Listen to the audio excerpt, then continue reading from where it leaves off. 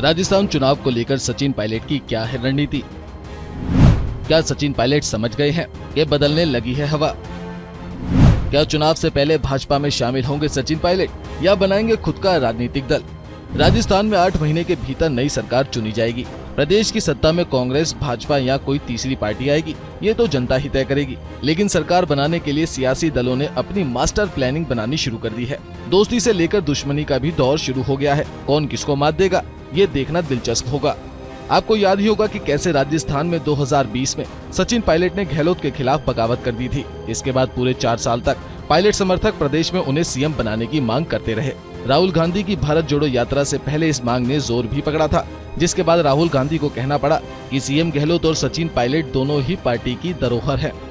चर्चा ये भी थी कि अगर गहलोत को कांग्रेस का राष्ट्रीय अध्यक्ष बनाया गया तो सचिन पायलट को सीएम बनाया जाएगा। लेकिन गहलोत समर्थकों ने 25 सितंबर को कांग्रेस विधायक दल की बैठक का बहिष्कार कर दिया। ऐसा अनुमान लगाया जा रहा था कि विधायक दल की बैठक में सचिन पायलट को सीएम बनाने का एक प्रस्ताव पारित होगा। लेकिन बैठक से पहले ही गहलोत समर्थक शांति धारीवाल और महेश जोशी ने बैठक का बहिष्कार कर दिया और स्पीकर सीपी जोशी को इस्तीफे सौंप दिए थे। इसके बावजूद भी नेतृत्व परिवर्तन की मांग पर कांग्रेस आला कमान की तरफ से पायलट कैंप को राहत नहीं मिली, जिसके बाद अब राजनीतिक विश्लेषकों का कहना है कि पायलट कैंप ने अपनी मांग को ठंडे बस्ते में डाल दिया है। क्योंकि जहां पायलट समर्थक खामोश हैं, तो वहीं गहलोत समर्थकों का दावा है कि गहलोत को ही मुख्यमंत्री बनाया जाएगा। गौर करने वाली बात तो ये है कि पायलट समर्थक नेतृत्व परिवर्तन की मांग का जिक्र तक नहीं कर रहे, जिसके बाद अब पायलट कैंप की खामोशी के अलग अलग सियासी मायने निकाले जा रहे हैं। ऐसी चर्चा है कि विधानसभा चुनाव के लिए समय बहुत कम बचा है, इसलिए नेतृत्व परिवर्तन की मांग का अब कोई फायदा नहीं है।